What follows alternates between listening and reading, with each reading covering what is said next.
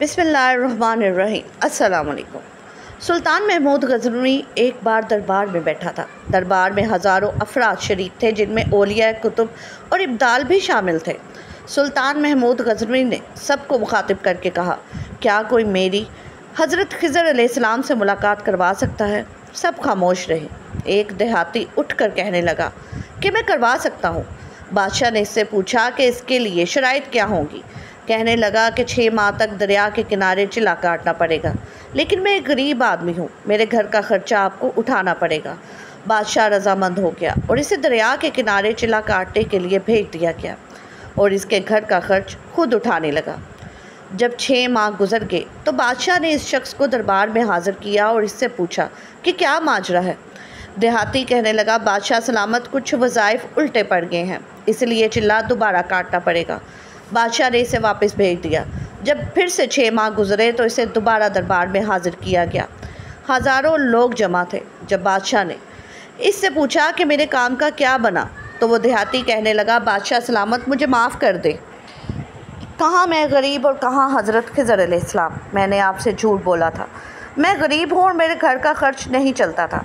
मेरे बच्चे भूख से मर रहे थे। मैंने सोचा कि कुछ अर्सा मेरे घर का खर्च चल जाएगा, इसलिए मैंने आपसे झूठ बोला।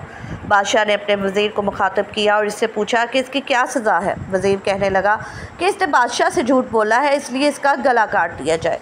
दरबार में बैठे एक नूरानी शक्ल के बुज़ुर्ग कहने लगे कि वज़ीर ठीक कहता है। बादशाह ने दूसरे वज़ीर से पूछा तो वो कहने लगा, इसने बादशाह से झूठ बोला है, इसलिए इसका गला ना काटा जाए बल्कि इसको कुत्तों के आगे डाल दिया जाए ताकि ये जलील होकर मरे। दरबार में मौजूद वही बुज़ुर्ग बोले कि ये वज़ीर ठीक कहता है। बादशाह ने अपने ग़ुलाम अय्यास से पूछा कि तुम बताओ, इसे क्या सज़ा दी जाए। अय्यास कहने लगा कि बादशाह सलामत, 1 साल तक आपके ख़जाने से एक गरीब का घर चलता रहा, इससे आपके ख़जाने में कोई कमी नहीं हुई और ना इस शख्स के झूठ बोलने से आपकी शान में कोई कमी आई। मेरे ख्याल से आपको इसे माफ़ कर देना चाहिए। अय्यास की बात सुनकर वही बुज़ुर्ग बोले कि अय्यास ठीक कहता है। बादशाह हैरत ज़दा हुआ और इस बुज़ुर्ग से मुखातिब हुआ, आपने पहले वज़ीर की राय को भी दुरुस्त कहा, दूसरे वज़ीर की राय को भी दुरुस्त कहा, अब अय्यास की बात को भी दुरुस्त कह रहे हैं, इसकी क्या वजह है? बुज़ुर्ग कहने लगे कि पहला वज़ीर एक कसाई है और कसाई का काम है गला काटना। इसने अपने काम से मुतल्लिक राय दी।